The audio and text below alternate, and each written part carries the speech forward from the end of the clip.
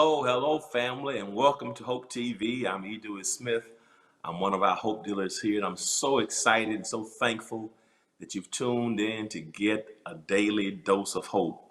We live in a world of such bad news, and everywhere we turn, sometimes things may be devastating to so many people, but we're here to let you know that there's always inspiration, there's always empowerment, and I'm so thankful and incredibly honored that you take a portion of your time to be a part of our network here. We're excited. We started this network.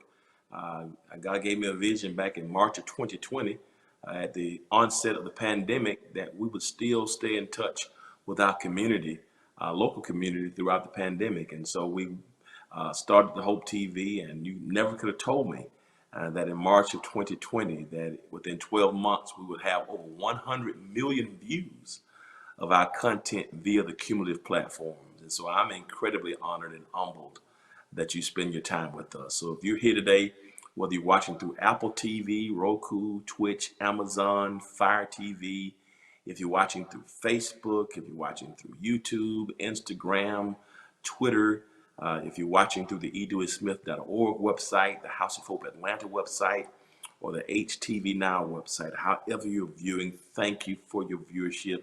It means the world to us. And if you're watching, drop me a line and let me know the city, state, and the country from whence you're viewing. We take your viewership very, very seriously here at the Hope TV. So thank you once again. And if you're watching through a platform that will allow you to subscribe, to like, to comment, or to share, would you please do so now? Every time you subscribe, you can get notifications as to when new content is uploaded. And that's very, very helpful. That also helps us as we bring even more content, more programming to our network here. And so subscribe now to get those notifications. Also, those when you hit those that like button, that's so very important because it helps us with our algorithms, and it also helps us during interactive forums to, if you have any questions, so that we can respond to you live. So that like button is so very, very important. Your comments are also important, your questions and your comments, because it helps us in our content creation as well, and it helps us with our algorithms and our social media engagement. So subscribe, like, comment, and most importantly, please share. Every time you share, that helps us to really get exponential capability, and we just want the world to know that there's hope. You know, we hear so much from CNN and MSNBC and Fox and CBS and ABC and NBC and C-SPAN, and we want you to know that there's a word of hope that can come to deal with real issues, but really affect and change and empowerment in our community. I'm excited about this first one-on-one of season 5.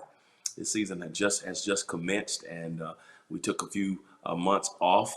We've been running so hard with Hope TV, and I want to thank those of you who have been with us and still connected to our programming as we were playing programs from the first 4 seasons. But all new content, I'm excited that you're here with us for one-on-one. Today I'm excited because we're talking about a subject that has been very, very dear to our hearts, and I think something that's very, very important for our community, because we're focusing on mental and emotional health. And today we have a qualified, capable, powerful person who's going to join me today for this conversation. And I want you to be blessed. If you're going through something, community, those who just been kind of feeling depressed or nostalgic, or if you've been feeling a sense of melancholy or not feeling quite your best, so much has happened the past 18, 19 months, so much death and so many changes in the world. And if you just want to, somebody who's been kind of going through some things, I want you to share this link with them right now, because we're going to have a powerful word today and some powerful information that's going to help us. So go ahead and subscribe, like, comment, and share. It's going to be preeminently important. So today I have a guest with us who's going to come and bless us. And I speak of none other than Dr. Selena Primo, who's coming to bless us. And so I'm excited. Dr. Selena, I hope I got your last name correct. I just know Dr. Selena. She was introduced to us by my good friend, and who just has said so much about you. And Ken Lewis, who's been my friend down through the years, who has spoken so highly of you, and to get an opportunity to research you and see what you're doing means the world to us. So welcome, Dr. Selena. Would you tell us about yourself today? I know you've been working in Yes. mental health for a long time, so tell us about yourself. Well, I'm so honored to be here. And yes, Kenneth has been my friend for like 40 years. We probably were two, not true, but we were very young. And we've been like brother and sister ever since. And so I'm from Martha's Vineyard Island. I live in Massachusetts, originally from New York. And I started my journey here. And God has blessed me with the journey of going through all of the mental and emotional health abuses so that I could come out and tell these stories. And He allowed me this walk into this journey where now I can help others to get through their stories as well. So I am in 30 years in practice. I have a private practice. I'm still very active in my practice. I am a trauma specialist, and needless to say, that was the path that I guess I was supposed to be on, and here I am. Praise the Lord! And so I'm here to hopefully open doors, open hearts, and open minds to us looking a little deeper into what causes us to sometimes get a little block, stopped, or flatlined in our steps, and help us to move forward and find our way through some of that, and maybe reclaim our voice in some ways. Wow, you said so much. I mean, 30 years of practice, trauma, the reclamation of our own voices. Um, that perfect segue. Thank you for what you've done and who you are, Thank you. and just sharing that story because it's so powerful, and this you can feel the authenticity coming through cyberspace. One of the things I want to ask you, relative to where we are now, I'm fortunate that we've been advocates for mental health for several years now, a decade or so that we've had a counseling center, etc. But I want to jump right into this conversation. I don't know if people understand necessarily the trauma of what has happened to us the past 19 months with the pandemic. I think sometimes we may not categorize it as trauma. I know there are other personal traumas that many of us have endured, but would you say that the pandemic has been a trauma for citizens around the globe? Well, absolutely. I mean, we have to look at all of the effects that things have happened. But let me go before the pandemic, if I may, Please. because you see, what happens sometimes in our walk is that we carry so many burdens, right? Trauma walks with us through life, through things we see, through communities we live in, through experiences that we've been exposed to, through personal identifications and gentrifications and whatever it might be that we are involved in our lives, and things that may have crossed in front of us, around us, and through us, and taken some of our soul away, right? So when the pandemic, before the pandemic came, I was doing a lot of talking about unconsciousness because I kept on seeing this unconsciousness happening.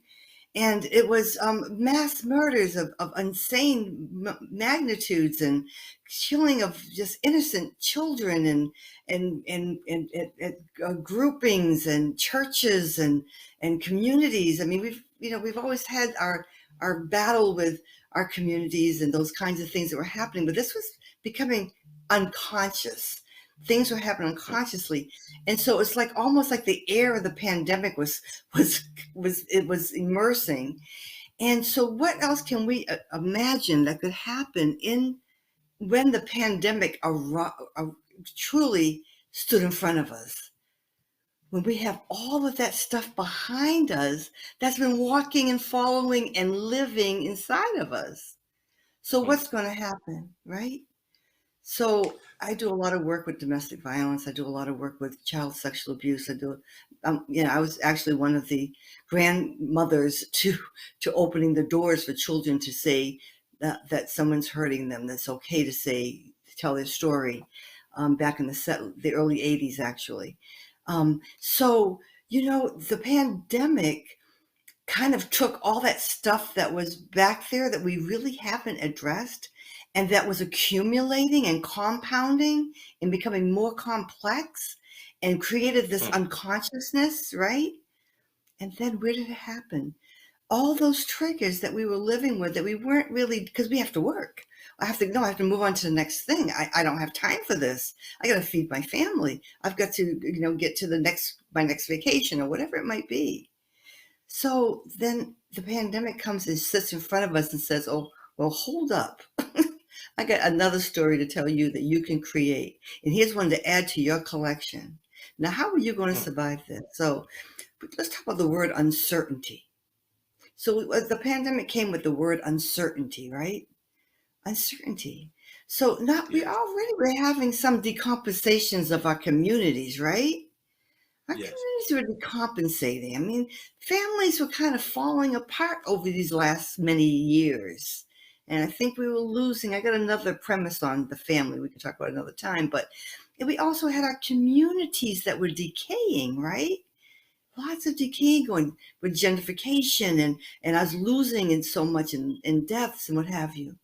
So the pandemic only fed that. So in my book, I've written a book called, I'll show you. It's called, can you see this? Probably not the lights, Yeah. but it's called Five Keys to Emotional Oneness, the Emotional Detox System. Yes. And this book comes from us creating toxicities, emotional toxicities, right? Hmm. And so what the pandemic did was created what I call the emotional encryptors. And the emotional encryptors are these little bad guys, these little bad Pac-Men that come in and start shooting at you and say, wake up. Now let's face this. So when the pandemic stood in front of us and said, here's your reality, what was happening with all the stuff we left behind? It just flooded. And people were Hmm. triggered. So the brain said, oh, wait a minute, hold on. I mean, I'm getting this overflow of memories. Oh my God, what's all these things? Where did that come from? I have people calling me saying, I just remembered this horrific thing that happened to me in my childhood because they've been Wow. sitting for a year with nothing else to do but sit in fear, Hmm. fit in fear, and live in fear, right? So now Hmm. all of this stuff is working through what we call the limbic system of the brain, where the amygdala lives. And the amygdala is the boss of our emotions, right? And it has the hippocampus holds all of the memories, but the hippocampus can't always hold them all because sometimes there's so many coming in. So now when the pandemic comes, there's so many coming in, there's so much confusion. In my book, I talk about the fragmentations of these emotions. So now we have fragmentations. What's standing in front of me now? My certainties that I created in my days before the pandemic, where I knew I had to go to work, maybe two jobs, maybe I had a good job. I had to feed my family. I had to pay bills. I had to do these certain things, and I had to live within a framework. And I had created this community, and I created this family blend. And everything is working in the magnitude or in the formation that it's supposed to be working in, and this is manageable. So that was the certainty. Some people couldn't go beyond that certainty. So now it comes the uncertainty. But my certainty doesn't work in this uncertainty. So how Hmm. do I move myself forward? Do you see all the blockages that are coming?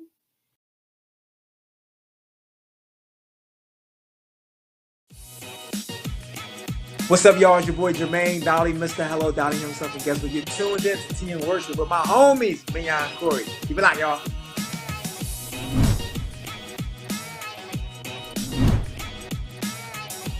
Hey y'all, it's Candy West, and you're watching Tea and Worship with Mignon and Corey.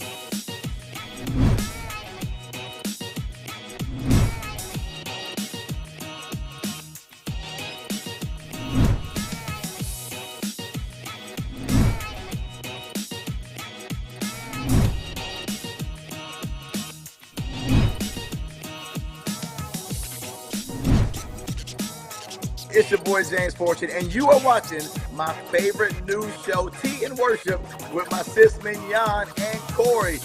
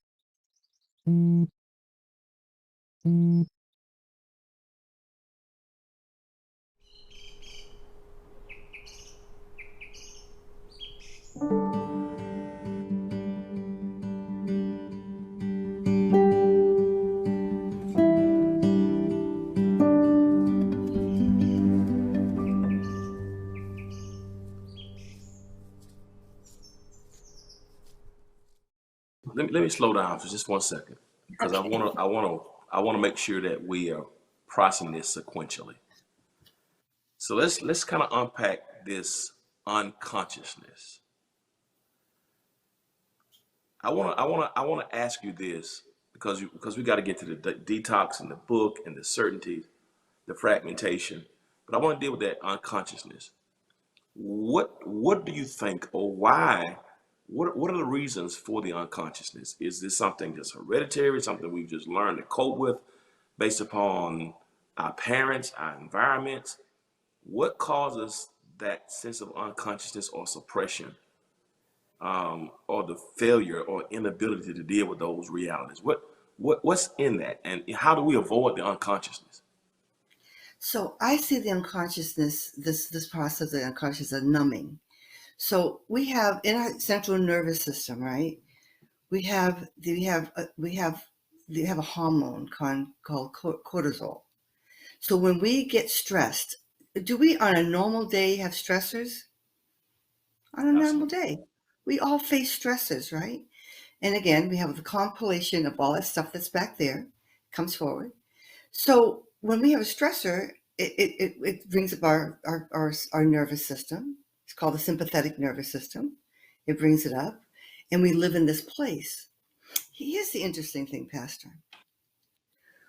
When we were children and we were exposed to all of these variations of emotional pieces of things that happened, okay, whatever they might have been, our brain takes in this information. Sometimes our heart and the brain aren't talking together. We'll talk about that another time. So when we're getting those pieces of information, we put them somewhere. We don't say, "Oh, I'm going to remember this and take a picture of it and deal with that later." No, we suppress it, right? We repress things, and they live inside of us.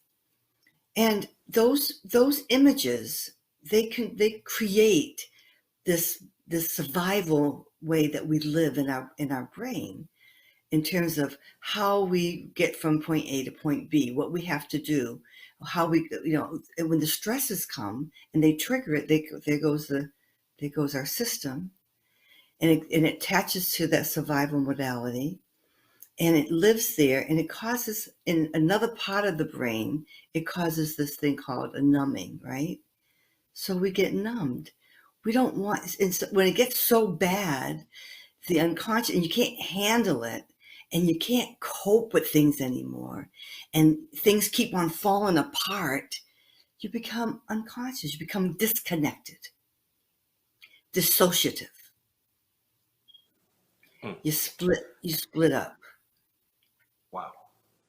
So, in your estimation, the pandemic, the quietness, and the aloneness made the unconscious conscious, perhaps, and we have no way of dealing with it, perhaps. In a very destructive manner. Hmm. So what did it feed? What did the pandemic feed? And this is what I call my emotional feeders. So our emotional feeders in my book are things like guilt, shame, blame.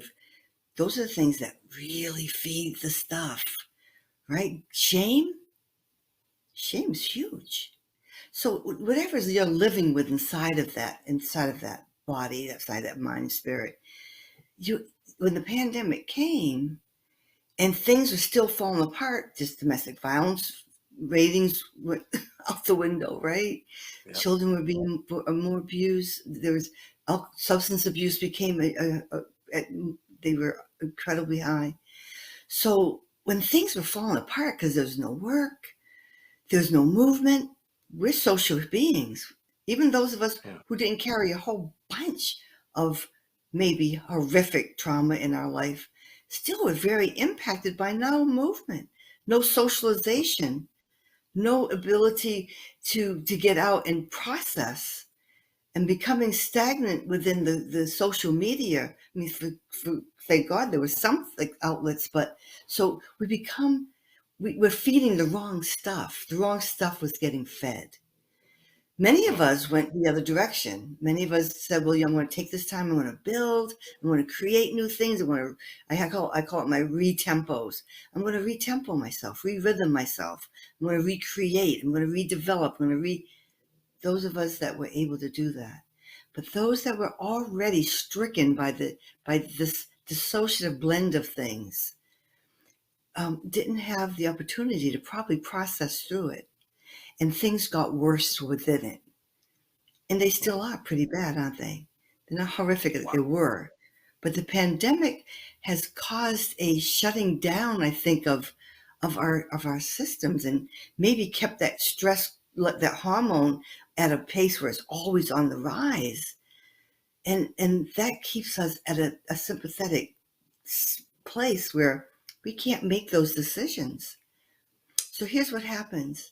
When we stay in that part of the brain, which is in the mid-center of the brain, the executive functioning of the brain dims down, and other parts of the brain dims down. We have to know our whole body. This is not just about knowing about what makes me feel sad and mad and what makes me feel guilty and shameful. We have to know how it affects not only our body, but how's it affecting us physiologically. What's happening to our organs? So there's so many interactions going on that the pandemic has caused for people who are sitting there trying to figure out their next move. Many of us were fortunate enough to sustain and keep moving, but still we didn't move ourselves. We're still sitting in this position. So let me ask this. So we come from the unconscious, all the past things. Pandemic arises to bring them to the forefront. Some of us are able to process correctly in that we recreate, we produce, we build, we grow. Others don't do it so favorably, so it has more of a traumatic effect on them. And that is where you mentioned the word indicators and emotional toxicity. Mm-hmm. So how do the indicators work with that, with the negativity that has arisen as a result of the pandemic? So the emotional intruders, that's okay. So the emotional intruders awaken. See, the emotional intruders are those little things that still live within us. Those are the things that shift our character, right? They shift the way we think about things. They shift us in the matter of like what things that we may have been able to cope with or hold on to or sit back on. We get more confrontative about them. Maybe we get a little bit more irritated easily. We get a little bit more, or some of those characteristics that we don't let everyone see start to show up more readily. So those are the emotional triggers. The triggers are what cause that. It's the triggers that we're not dealing with that cause the emotional triggers to activate. So, and somebody says, "Wow, you're different. You're different today. What's going on with that?" So, when you get agitated, when life gives you some turns, when you start losing people, let's think of the families that lost family members. These were, maybe healthy families, maybe their emotional mental health was pretty stable. What did that do? That tears you up, right? When you're losing one, maybe two, and then you can't touch them, see them, feel them, or go or bury them. Think about what that does to us. We're feeling human beings. So there are so many things in this pandemic that we had to fight through, or we had to flight through, or we freezed through.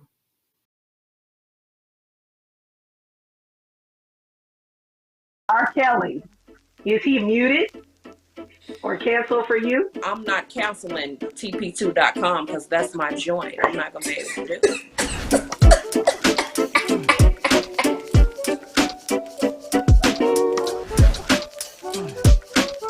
Look, we're going to get all in there today.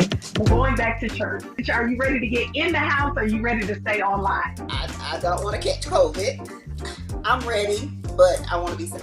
Burnout in 2021, do you feel it? I am going, not trying to get burnt out because I understand how it is. If you die today or tomorrow, your job description is going to be on somebody's Indeed.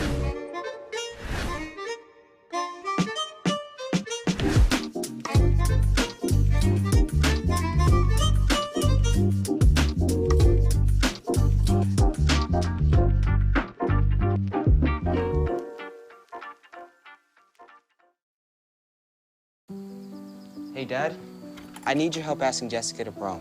Of course. Love is like the ocean. You have to tread the Oh, waters. Dad. That's not the kind of help I needed. Hey, Jessica. Will you go to prom with me? Yes. You don't have to be perfect to be a perfect parent. Thousands of teens in foster care can't wait to share their first with you. You had this epiphany based on what your grandmother had done. Saved money for 6 months, paid off debt, slept on the floor. And because of this conversion moment, you literally are sitting on the board of a bank that wouldn't have even given you a loan. I was a pastor of a church. I was spending so much money dressing like a preacher, driving preacher cars. If I'm spirit-filled, the same Holy Ghost that makes me shout can make me wait. Wait until I can afford a BMW and stop giving money, donating money to big banks, paying them 18% interest for the right to use their credit card to buy something I can't afford. It's a mentality.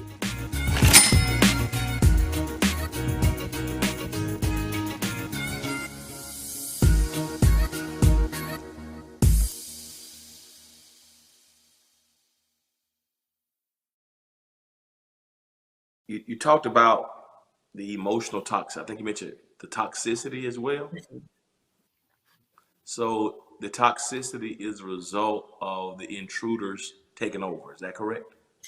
So the toxicities is result of what has consumed us through our lives, right? It's the buildup of the consumptions, the negative consumptions, the negative influxes, the negative implications.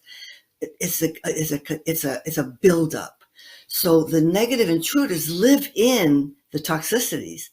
They're the families in the toxicities. So when the toxicities get to a high level, right? When you get high level of trash or high level of whatever, then all of a sudden you get some type of something emerges from it, murk or whatever, or gases, so we get these intruders, and they get to the point because now our emotions have shifted, right?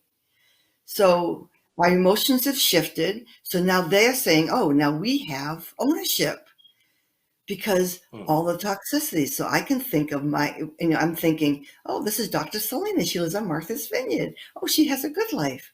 No, because when I go through my stories and who I really am authentically, I'm Selena Pina, who grew up in New Bedford, Mass, in a non-English speaking family, and we were poor. We were poor, and we were exposed to a lot of things. I saw a lot of things, and a lot of things happened in our communities and personally to me. And so, and lots of those things I lived through, but some of those things are still living inside of me. So when those toxicities come up, they're grabbing onto those things. Like I went through one today. I was in a class today, and one of those toxicities came up, and I almost had a panic attack. I thought I got rid of it, but it told me, no, you're not done yet. So it's things that have accumulated in our lives, and we take some of those little things for granted. We've got to take good care of ourselves. The detoxes, any detox, we have to look at ourselves. We have to know.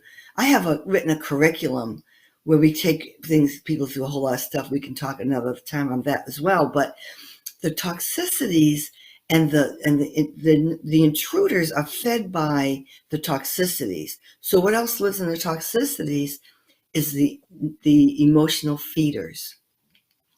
So the emotional feeders is blame, shame, guilt, fault, fear, all of those kinds of emotions, right? They live in those toxicities because shame, because I can think of things that happened in because I lived the life of a victim for maybe 20 good years of my life or more. And I was lost and I was like on the subway with God and I'd say, I'm back, I'm here, God, I'm talking to you. And I'd go back down and be like, okay, now you do your thing, you come back up. Oh, nope, I'm back, I'm trying to get back up here, right? That's shameful. Because when I was going back down, it was shameful. And that shame doesn't leave all the time because it kind of reminds you every now and then. You know, your children ask you a question, kind of, how do I answer that? You know, reminds you every now and then. When you go to church and your pastor asks you questions like, how do I, so it lives, the feeders feed the intruders and they all live in the house of toxicity. Wow. So we got to break out. We have to find a way to be authentic, so when I do my work, I try to get to the core of those toxicities. And we have to look through them because you have to look inside them because the realities are inside of them, not on the surface. The surface is all distortions. That's why people dissociate. That's why we have depression. That's why we have anxieties. That's why we have all of those perplexities, right? Those emotional, mental perplexities. And for other reasons as well. But we have to look to them. You go ahead. No, I'm done. I want to make sure that we distinguish between the feeders and the intruders. You said one is shame, guilt, embarrassment. Those are the intruders, right? The intruders, the feeders are shame, fault, blaming. What I didn't tell you is the intruders are blockers, stoppers, and flatliners. Blockers? Hold on Stoppers. one second. You just slow down. Let's go back a couple of things because I want to make sure this is, it's a lot of meat on the bone. I want to make sure that people get it. First, you said we can fight, flight, or freeze. In response to, is that in response to the toxicity? Intruders. Or the intruders? Okay. Fight, flight, or freeze. And go ahead and the blockers, okay. The intruders are also what now? Okay, so fight, flight, and freeze is also, so one night I was sleeping and before I figured out the title for my book and I had this dream. And this dream was very vivid and it was about block, stop, and flatline. And so when I awakened, I thought it was the name of my book, but actually it's the meat that runs through my book. So fight, flight, and freeze are the three areas that happen when we get into a state of stress or a state of anxiety or a state of something that's like a fear or whatever, right? Block, stop, and flatline. Block, stop, and flatline are just their grown-up names. They're childhood names. So block is when the feeders are activated in the toxicity. You're in the house of toxicity, and the feeder's like, oh, well, it was your fault. If you weren't there, that would have never happened to you. So now you get shame, you get blame, and you get fault, right? So maybe it's like, I'm not buying into that a whole lot, but maybe I shouldn't have been there. So but it blocks you. Some parts of this toxicity is blocking me, causing me to maybe get a little bit off my track. Not able to really, I can still go to work. I can still handle my day. I'm still functioning, but it may not be like at my 80%. It may not even be at my 50%. maybe it's 60, maybe. But then they get a little more strange, and then they start saying, oh, but look at this picture. You see this picture? This picture, this is what we're talking about, Selena. This is what we're talking about. Remember this? And then you're like, oh, and you get, then they stop you. Now they're stopping you. Now, if you don't get through stop and get back over there, try to get back up the block, get some help, get some talk to, get some supports, they're going to stop you. And you're going to start living, and things are going to start being a little bit more sensitive to you. You're going to start seeing things a little bit more differently. You're going to start feeling a little bit more slow down, probably move down to maybe your 45, excuse me, your 45%. And then if you let it go on, and they really give you the activation of that image, then it will flatline you, bring you into a dissociation, or bring you into, and dissociation doesn't always mean that you're splitting personalities. Dissociation means that you're going out. You're going out to your safe place. You're going there to hide, to become invisible, to get free from that. So that's your depression. That's the thing that keeps you down. So now you're not getting up. Maybe you're at 10%. So the intruders are block, stop, and flatline, which are representative of flight, flight, and freeze. The intruders are block, stop, and flatline. The feeders are all those emotions that start squirting these things at you. And the toxicity is all everything that still lives inside of there, that still causes us to have that gut, that heartbeat that's fast, reading too fast, that gives us that down that we can't get up, and we want to try to move, get some momentum, and our momentum is flat. So we have to get to that. When you stop feeling, Let me ask you this question, because you mentioned about your experience today, when the anxiety started to creep back in. Will we always live in the house of toxicity? So, no, because we're going to work on it. We have to acknowledge it. We will if we don't acknowledge it. We got to talk about it. We got to pray on it. I'll tell you the truth. If it wasn't, my first walk was with God that got me off that train I was on. I mean, it was a big fight, but he grabbed me and finally said, okay, your lessons are done. Now it's time to build you. So my book is really based on that, my pain to my purpose. So we have to work on, we have to talk about it. It's okay. That's why we got to get to the realities of them. Yeah, so when I was a little girl, I was so hungry. One time we didn't have any food. I ate some rice pudding off the floor. My neighbor gave me some, it fell down. I ate it off the floor. I can't eat rice pudding today because it upsets my stomach. But I acknowledge that I was poor and I ate the rice pudding and it saved me for that moment. So rather than being upset with the rice pudding, I looked at how it saved me for that moment and not be embarrassed by it. Not let it be a buildup in that house of toxicity, right? Wow. We have to look at the realities and the truths. We have to get to the core, look at the realities and the truths. And that comes through different venues, through church, through therapy, through friendship, through family, through supports, depending on what's going on. You don't have to live there. Let me,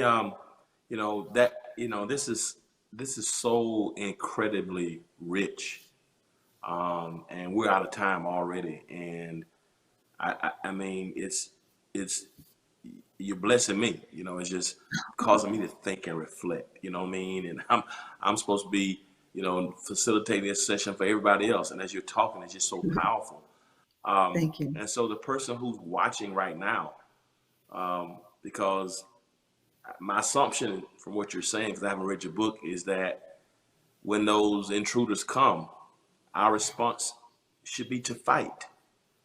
But flight and freezing happens. And so I believe there are some people who are watching right now who may be not fighting. I've been those spots. They're frozen and they're trying to flee, to disassociate, to escape it. And I think there's some people right now who need to confront those realities. Some people who are watching even right now didn't know, about the intruders and the house of toxicity, and maybe going down, from that whole piece from the stoppage to the blockage and, into the flatline.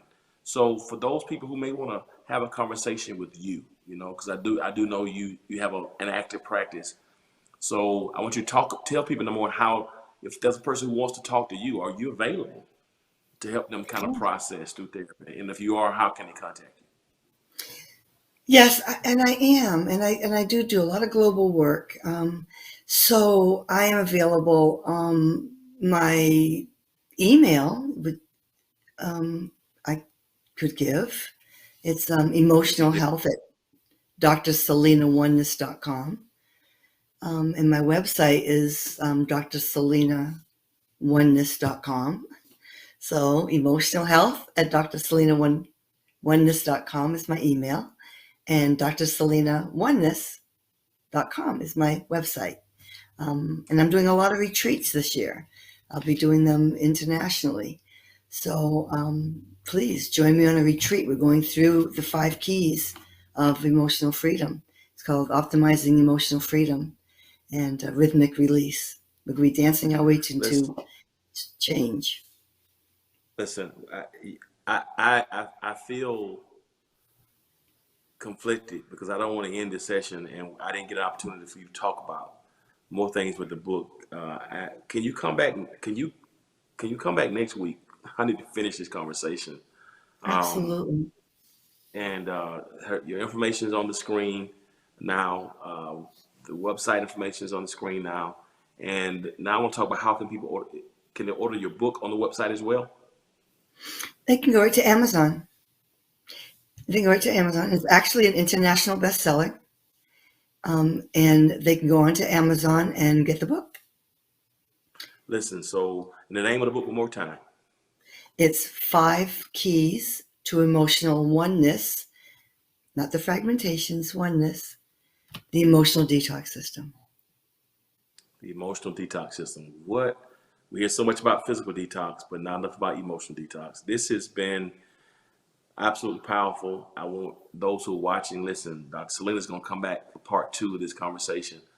And I hope you have been encouraged and inspired to just reflect and to pause and slow down long enough to think about just the nuggets that she dropped on us. And I tried to slow it down because she's so, as you can tell, she's so filled with so much insight, and it's impossible to get all this in a 30-minute window. And I just hope that somebody, even now, as she was speaking, that your spirit and your soul and has begun to open up to realize that there is help. Help is available, no matter how bad it is. She's going to come back next week, and I want you to share this link.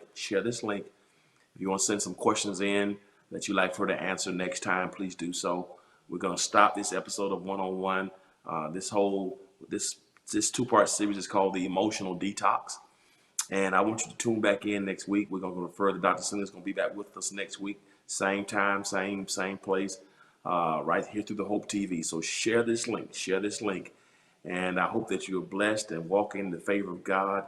And as John said to Gaius, beloved, I wish above all that you prosper, be in health, even as your soul, your psyche, your mind, your spirit, and your emotions that prosper. So we're going to log off now.